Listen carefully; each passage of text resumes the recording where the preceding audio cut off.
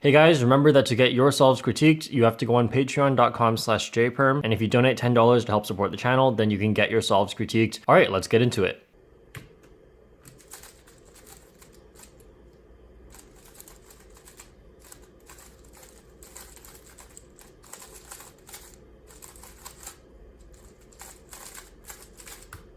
So for this first cross, the solution you did was okay, but I'm going to be talking about why it might be worth it to switch to different solutions in cases like this. And for you guys watching, keep in mind that if you average higher, like over 15, you probably don't have to worry about how you do the cross solution, just find a good one and do it. But at 12 seconds, we're reaching levels where we have to start optimizing these. It isn't absolutely necessary yet, but it does make things a lot easier moving forward. So before we talk about that, first let's look at how long the cross solution took. So it took about 1.5 seconds, but you don't start your first pair until 3 seconds because you had to look for it afterwards. So I'm going to be talking about how you can look ahead to first pair better, and how sometimes, like in this case, you can change your cross solution to make it easier to look for first pair. So first of all, here's how you did the cross. You have orange and blue pretty much done. Green, here you notice you can connect to orange before you start, like that, and then you can insert orange and green together. And then you did blue and red at the same time, like this, and then B prime. I can't do that. Okay, and pretty much the only good pair here to work with is the orange-blue here because it has the corner in the top layer, and that's usually what I look for when starting the first pair. So remember, blue and orange, let's go back to the beginning of the scramble and see where those were. So blue and orange right here were over here and over here. So let's watch how many moves actually affect this corner on the way in. And since I usually say to find a rough idea of which corners end up in the top layer, or at least just find one, this would actually be difficult to find. And because of that, I tend to avoid cross solutions like this. So what do I mean by cross solutions like this? This is just my personal preference, but the exact thing I try to avoid is stuff like this where I'm inserting one thing on top of the other.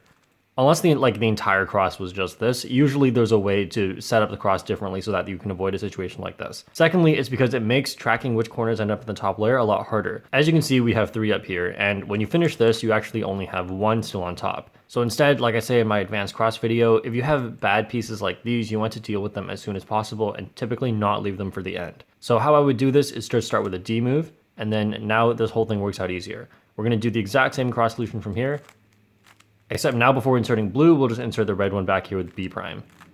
And it doesn't guarantee a better pair shows up, but it is more likely that the first pair will be easier to track. In this case, this corner ends up in the top layer, and you can also just try to track its edge as well. So this corner pretty much only moves once. Okay, we'll talk more about that in the next scrambles because this was quite a hard one. Next, what you did was these two, and what you did was take it out like this.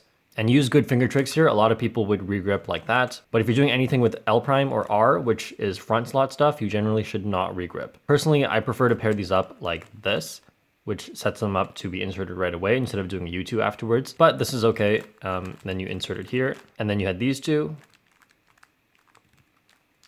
And then these two. And then these. For these, just a little optimization you can make, especially if there's only one cross edge on top, put it over here, and then you can use this algorithm. And then insert. And the reason I put the cross edge on this side is to force a cross on top afterwards. So how you ended up doing it was like this, which is fine when there's a cross on top, that's what I use as well. And then OLL. For this PLL, very interesting, you didn't choose to do the one with D moves like that. Instead, you did this, and then rotated like this. And then here, instead of rotating down, you rotated up, which turns all of the D2s into U2s. So it goes like this, R2, U2, and then... So I won't exactly comment on how fast that is because I can't really do it that fast, but we're gonna look at how fast you can do it. And you are pretty good at PLL algorithms. So I would say this compared to some of the other ones I've seen from you, I think you should definitely switch to the standard one. Because this last layer was 4 seconds, but it was a super easy OLL, super easy PLL. And if you wanna be sub 10, you'll have to average 3.5 or less on your last layer.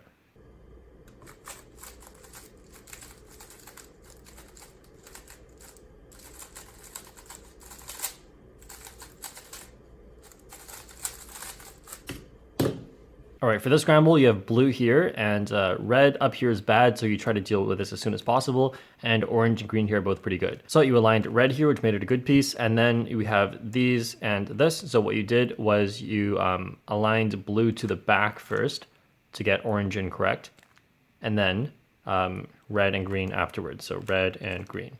Notice that the only white piece we have on top right now is the red and green corner. So let's go back to the beginning and see how we could have found that. So it looks like we have 3 white pieces on top, but turns out they all ended up on the bottom, while this one on the bottom is the only one that ended on top. I don't usually find there's a big correlation between top going to bottom, bottom going to top, so I usually don't use that. But here, knowing that, let's see how we could have quickly found that these would have ended up on the bottom, or quickly found that this one would have ended up on top. So first of all, you know you're inserting green last, and if you just quickly go through the cross solution in your head, you'll notice that this never gets detached from the green cross piece. Therefore, this one must end up in the back here. This one back here is attached to red, and it's kind of the same idea as the green one. No moves you will ever do will detach this piece from red, so therefore this one also ends up in the bottom here. So very quickly we filtered out 2 pieces from being able to be on the top at the end, so let's look at these 2. This one moves a lot, so I'm going to talk about this one instead. As you can see here, if there's no obvious piece ending up on top, I'm going in order of how easy it is to find it. This one, when you do L, ends up back here, and I'm not tracing any particular sticker on this. You could trace the white sticker if you'd like,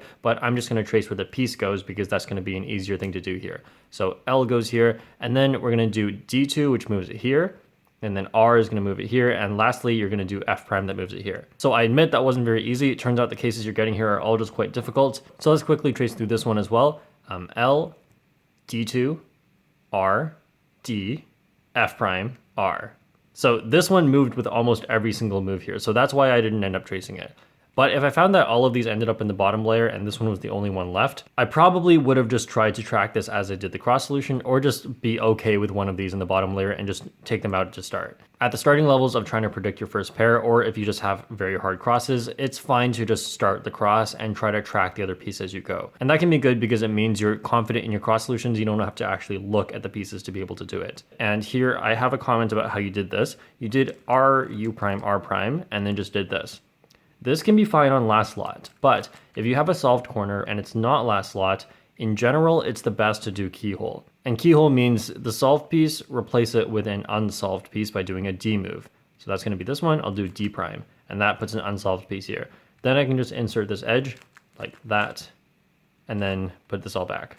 So if you have one solved corner, you should pretty much always do that unless it's last lot. For this OLL, you can do slightly better finger tricks. You did R prime, U prime, F, and then regrip. F prime, R. You do end up in a slightly worse position with your thumb on top, and it's usually better to have both thumbs on the front. So how I would do this one is R prime, U prime, F, and then U like this. And then that eliminates all regrips from this algorithm. And here it is faster.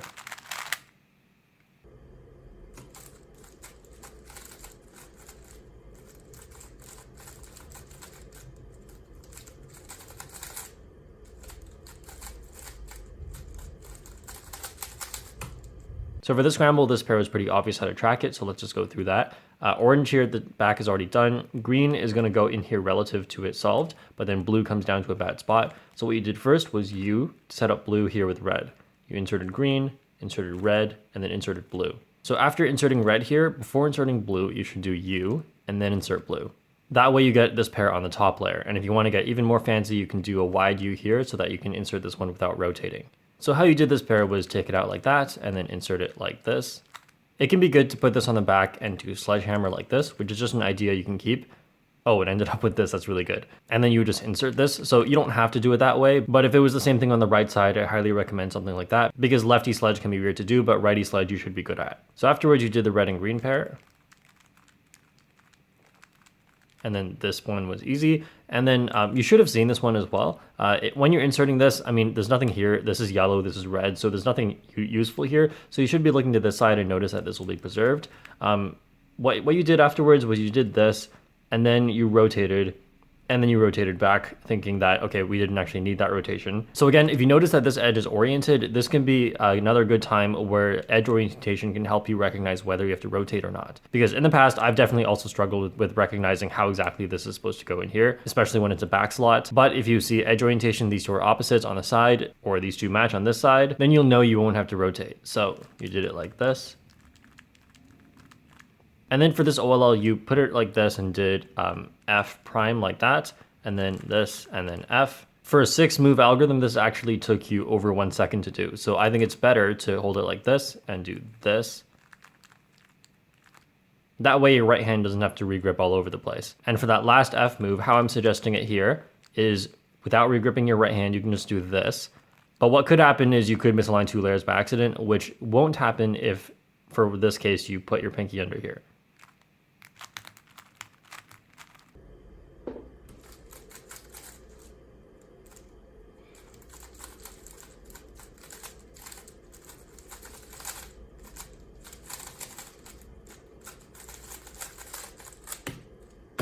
What a beautiful scramble. Oh my, this looks great too. How I personally would have done this X cross is just by inserting green here, and then anytime you have something like this along with the square, if this is a bad edge, then what you can just do is just insert it normally and it preserves that whole square there. What you did was not bad as well. You notice that red and green are both good, but blue is not. So you just removed red and green from there, and then you put blue to the right spot, which is at the back here.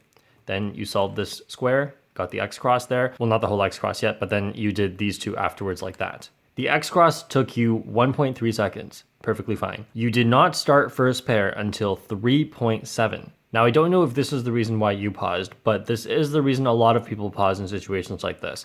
You have 2 corner pieces right here, and neither of their edge pieces are immediately available, like from this angle. You do have the red-green one up here, so this should be the easiest one to go for. But if you were to focus on this one, then the piece that goes with it is over here. Hard to see it, but it's not at the top, and it's not either the front slot, so it has to be this one. Now, that's the process I usually go through in my head for how to find pieces. I see a corner, I stick with that corner unless something else is super obvious. Normally, I have a pretty good idea of what's on top because I've been doing a lot of U moves. If it's not there, I check the front slots. And then if it's not there, finally, I check whatever back slots I have remaining. Hopefully, both back slots are solved, but that's not always the case. But I think what happens to a lot of people here is when you see 2 different cross pieces, especially if they have similar colors on them, it's easy to get confused on what exactly you should look for. And I think either one is fine as long as you fixate on one of them and just use that one. So obviously, this one's going to be easier, but introducing this right here can make it a little bit more confusing.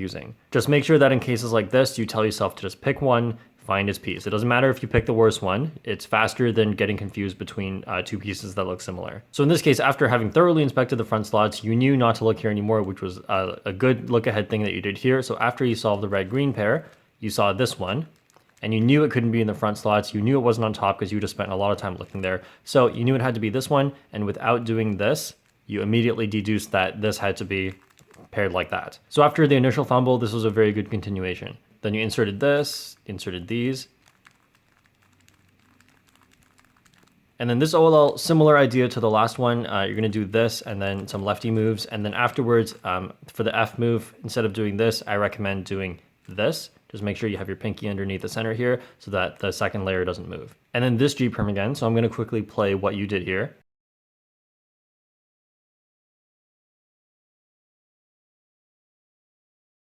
So notice right here at the end, you re-gripped your thumb, and instead it should be done like this. So everything up until that last R2 here, put these fingers here, or just your index finger, because you can do this one with that finger. But if you're gonna do it the way you did it, put these fingers here, and then after you do the R2, just move these fingers down. Okay, so besides a lot of these little optimizations I gave, go work on your cross to F12 transition, be able to predict where your first pair is going to end up, and preferably the exact case, but obviously that's going to be a little bit more difficult. Give yourself unlimited inspection time to get this done, and really you should never use 15 seconds inspection time unless you're actually practicing for a competition because you want good results there. So that's it. I hope this helped everyone, and I'll see you guys next time.